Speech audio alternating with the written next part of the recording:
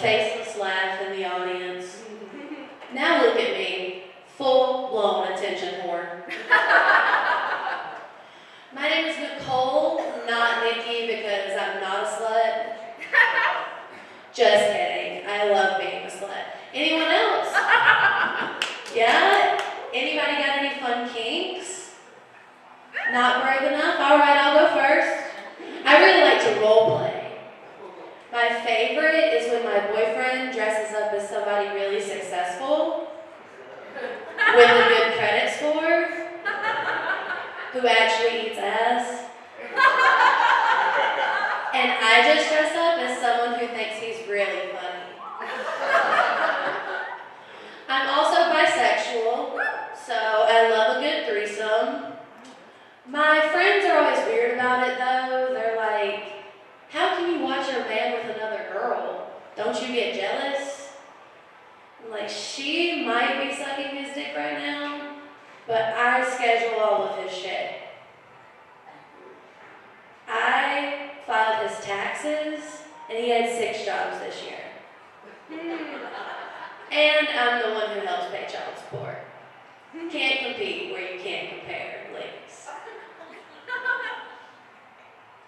I found out a couple years ago that I was bi, although I should have known way before that, like when I was 13, rewatching any movie scene with titties in it, or playing softball 10 plus years of my life. Real rainbow flag there. A rainbow flag is like when your cool aunt has a roommate for 30 years, but you're not supposed to ask about it. And drives a Subaru. Come on, guys. But talking to girls is a lot harder for me than talking to men. Like, ladies, we all know how to talk to men. Bat your eyelashes, show some cleavage, pretend to gag a little bit. Golden. But girls are hard. I think it was because I was raised in the South on country music though, and it was giving me terrible advice on how to pick up women. Like, I thought girls thought trucks and mullets were sexy. Like, a truck, I can get down with that. But a mullet, y'all know what a mullet is, right? Business in the front, party in the back. Kind of like that really Catholic girl you went to high school with. That's an anal joke, by the way. Oh, anal, that's another way to get a man. But to be honest, rap music wasn't any better. All I heard was fuck bitches, get money, but no instructions on where to find said bitches or said money. I was like, I guess a man will do. I'm in an interracial relationship, clap for us. And that is a very fun thing to be in when you were a painfully white girl from the South. I did take him back home with me for Christmas after he made me watch Get Out 3 times. And like, I get it. My parents aren't racist, but like one time my dad accidentally bought a black blow-up Santa Claus. What? And my mom was fucking pissed. I mean, dating a black man's had its perks though, for sure. I didn't have to meet any parents. He helped me write that, it's okay. I get to touch his hair. And I always have someone to make sure I'm not doing quote unquote that white people shit. Like fist bumping and cop type of shit. I definitely have a type when it comes to men. You know, tall, dark, easy to manipulate. But I've always had crushes on darker men. My boyfriend's mixed, so that means he cheats on me, but only when I give him permission to. And he sells weed, but at a dispensary. What can I say? I like women brown. You know who really does it for me? Is Jesus. That's actually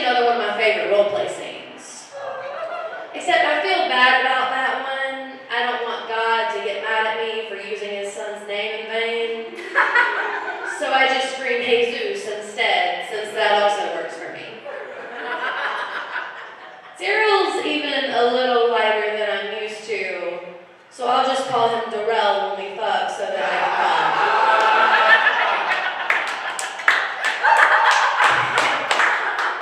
It's not that I don't like white men, I do. I just like a very specific type of white man. And that is one that is half black. I've just had bad experiences with white men.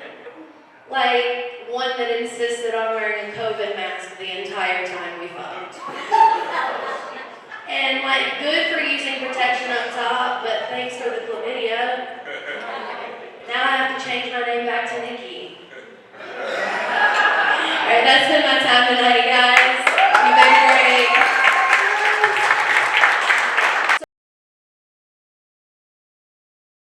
Alright, you guys heard off of my girlfriend. That was my turn. My girlfriend likes dirty sex, so I sneezed on her. She said, "Bless you, I came." You guys heard that my girlfriend's bisexual, so when she calls me a pussy, that means she still loves me. She's also bilingual, so when she calls me a pendejo, she told me that means she still loves me. Does anybody know what that means? What does it mean? I think it means pussy, doesn't it? She's bipolar, we don't care what she says. As you guys see, my girlfriend's also from the South, which means that she has a Southern accent, which makes everything she says sound racist. Even though she swears she's not. Like the other day, she came home and she said, "Hey Siri, play some Nickelback." I thought she just asked me where my niggas was at. And then I heard some white boy come on the radio and start singing about being a rock star. That's a Nickelback joke, guys. But like my girlfriend was saying, she did take me to the South, but it was during COVID times. And like, I talked to a few guys down there, and I figured out why they were against the mask thing. They were like, "How are we supposed to wear a mask and a hood at the same time?" Like on the inside and the outside, dude. Like what are we supposed to do? Something else about me, I get fired a lot. It's actually why I started doing stand-up. Like my first job, I used to work at a nursing home. They didn't tell me when I got the job that all of the old ladies have STDs. So I just ended up being chlamydia and fired. What can I say? I like mills. After that, I worked at a place called Logan Industry. It's a place where we work with mentally challenged people and try to rehabilitate them so they can go out into the world and like do a good job. Give me a round of applause, guys. You guys know what backwoods are? Backwoods, really big blunts. I was smoking with my clients. I'm like, what? It's medicinal, I'm trying to fix them. But I just ended up getting fired. Now I sell them 3.5s for $100. It did not fix them. But my last job I was working at, I'm at work, and you know when you're at work, people say stupid questions. They tell you stupid stuff all the time. I'm sitting there working, the guy comes at me, he's like, "Hey Daryl, I'm done drinking Bud Light." I'm like, "Why, man?" And he was like, "Dude, that shit's not gonna turn me gay." I thought to myself, I'm like, tequila, 2 shots usually turns me gay. But this dude weighs 350 pounds, and he's worried about trans men. He should be worried about the trans fats. Motherfucker. Something else about me? I think rehab is for bitches. But only because I was born addicted to drugs. And imagine a baby going through a 12-step program.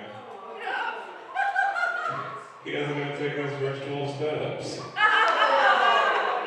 Everybody's telling me to put down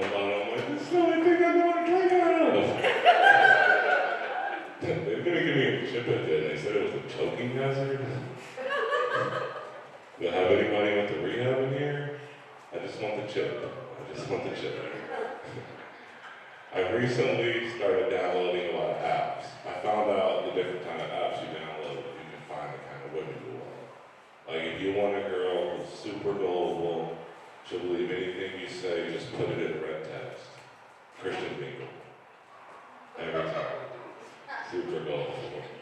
I got a lot of Christians in here. I'm sorry guys, I'm going to church.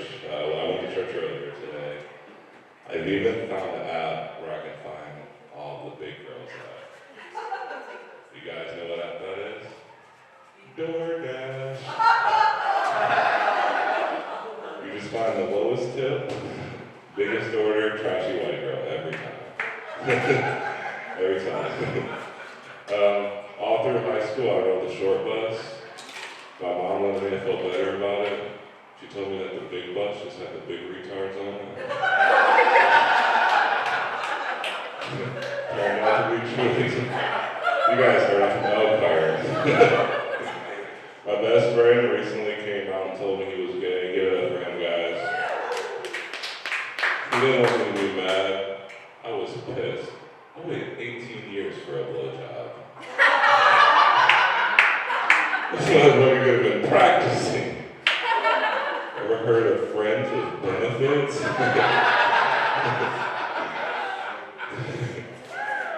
Being born addicted to drugs, though, I lived in a lot of foster homes, and like one disadvantage that came with is that like I didn't really catch on to slang. Like at one time, I lived with an all-white family, and they were talking about 23andMe, and I thought that was slang for a gangbang.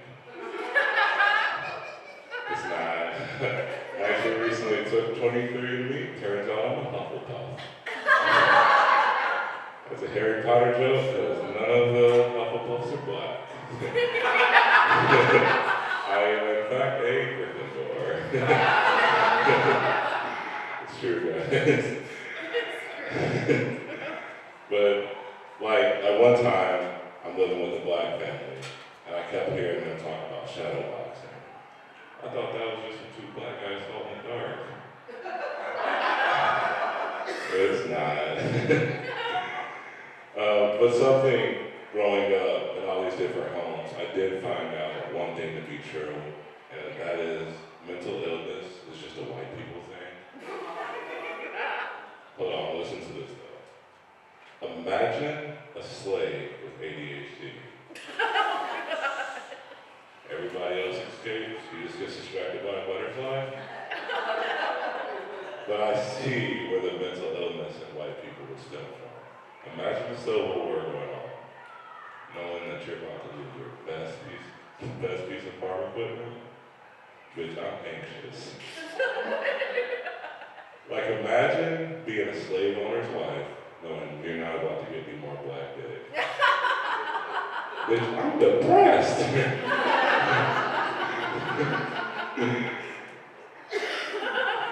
As you guys can see, I'm mixed. Like growing up mixed, I would go out and I would think I would have to do like black people shit, but white people shit at the same time. Like I play cornhole. But I'd be like, Kobe! Like I'd be robbing people, but only for their land. That's a joke about Christopher Columbus, guys. Something else about me, I like taking edibles. Yeah, but it's like being in a relationship with the cop. You never know when it's gonna hit you.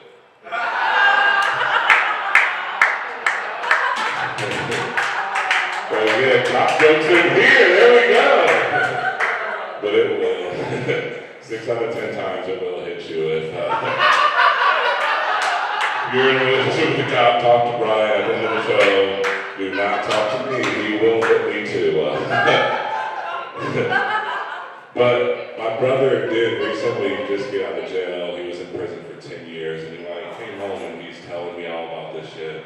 And honestly, it sounded pretty cool. First off, he has 5 kids, no child support.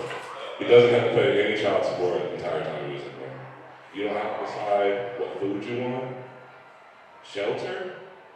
Every once in a while, you have sex, but sex with a guy that's way more excited about it than you. Like, sounds like being a girl. It sounds too bad. Sorry guys, my brother told me this. He just got out of prison and he's not a good guy right now. I do have a daughter though, and she was asking me, she's like, hey Dad, do you think Santa is black or white? My daughter's mixed, I don't have any agendas to play. Obviously, Santa's black. Hold on. He works one day out of the year.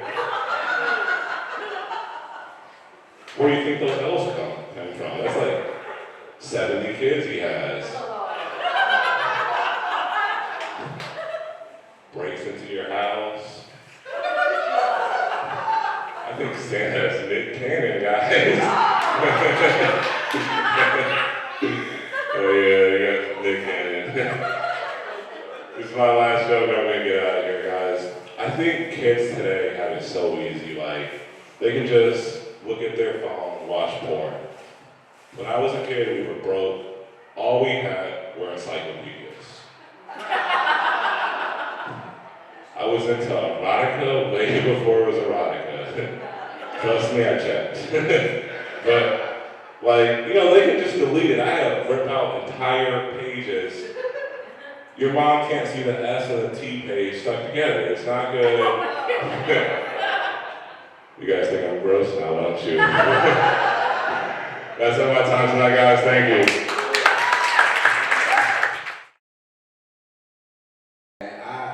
I ain't seen as many white people in one place since y'all stormed the Capitol, man. I ain't gonna lie to you.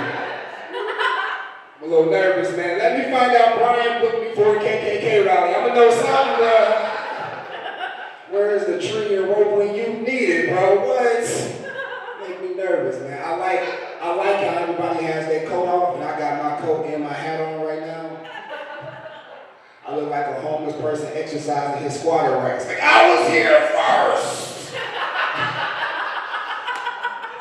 Oh, man, we having a good time, man. We having a good time. I thought there was a quarter sitting there. Thought I found some money, man. If my 30 and up crowd is in the house tonight, make some noise for yourselves. Make some noise, 30 and up crowd.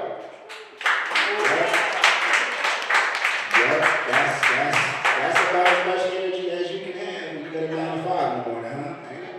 It's pretty bad, man. I just turned 31, man. I turned 31. And being 30 is weird for me because I don't look my age. Like, I put it to you like this. Having a baby face is cool until you get confused as a lesbian.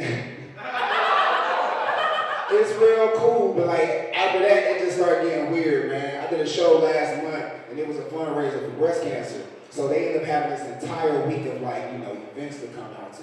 And I was like, man, let me get involved and go support them, man. So I ended up getting in my car, I drove down there, and once I got there, I walked around for a little bit, and this woman handed me a pink shirt. And I said, oh my God, thank you. Like, why'd you give me this shirt? She said, oh, we're passing out pink t-shirts to all the women who got their breasts removed. Thinking to myself, I'm like, ain't this got a bitch? What is going on, man? Whole time I got on gray sweatpants. I'm like, man, did you not see this print right here? That's meat right there. And see, like I feel like I brought that on myself because I made a decision to go and get all dressed up, and I forgot to, like, I put on all my clothes and I forgot to put on my toxic masculinity. You know what I'm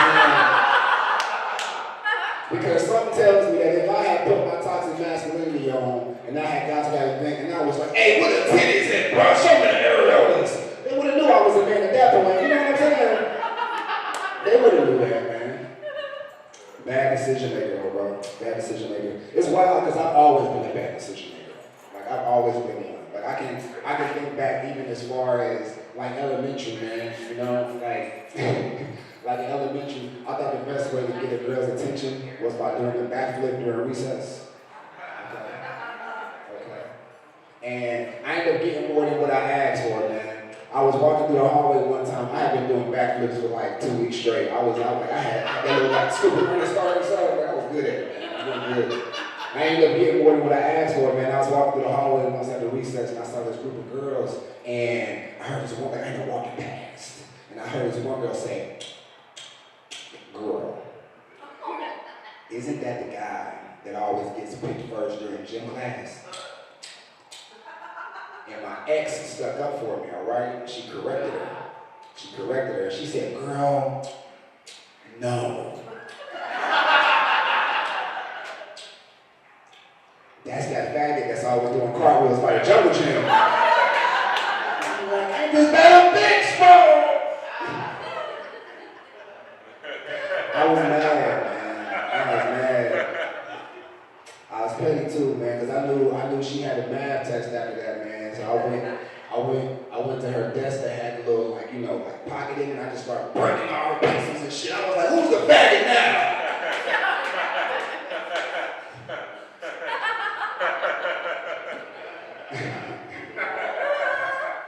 I didn't know my teacher was still in the classroom. He was like, "It's still you, it's still you, it's still you. You're still faggot." Damn. Yeah, I had it rough, bro. I had it really rough, man. You know what? Let's get personal, man. A round of applause if you remember your first time. Make some noise if you remember your first time. Yeah, man. You remember all the feelings you was feeling, all the thoughts you was thinking. You was probably thinking to yourself, "Do I have enough going on for what's about to happen tonight?" But, man, I remember my first time just to be vulnerable. My first time, just to be transparent, my first time was actually with a trans woman.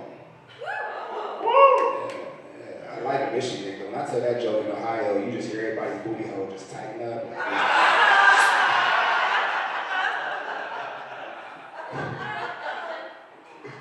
My first time was with a trans woman, man, and it was actually, on a stage just like this, actually. I swear to God, bro. I'm talking about my first time doing stand-up comedy, you perverts. I don't know.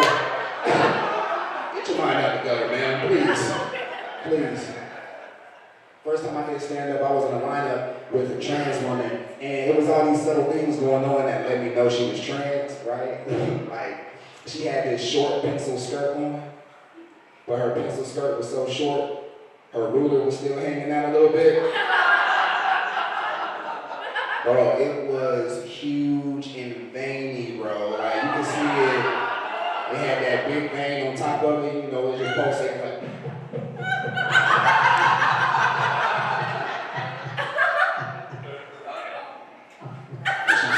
She just came on her knee. I don't know what that is. What is that, gender fluid? I don't know what that is. Made me nervous. It made me a little nervous, man. Make some noise if you had helpful parents growing up. Make some noise if you had helpful parents. Helpful parents. Yeah. I had a helpful parent, man. My mom would always try to say things to help me understand how to have the right perspective about life. I feel like you need parents like that, especially a 30 and up crowd. I feel like some of y'all got some mistakes that you made, My mom used to always tell me embrace what's different because you might learn something new, She used to always tell me that. Fast forward, I'm in college, Miami University. It's a predominantly white space, kind of like this room tonight, So I'm out in Oxford, uptown, drinking with my friends at this bar called Brick Street. And now I got the bladder of a 3-year-old, so I'm gonna always break the seal, okay? So I'm in the bathroom, letting it hang, and to my surprise, this fine woman walks into my restroom, right? And I think of my mom. I'm like, this is different. Let me embrace this moment, right? So I walked up to the woman and I said, "Hey, ma'am, I think you came through the wrong door, but I'm damn sure glad you did. Do you come here often?" And from the bottom of her Adam's apple, she said, "Nigga, hell yeah."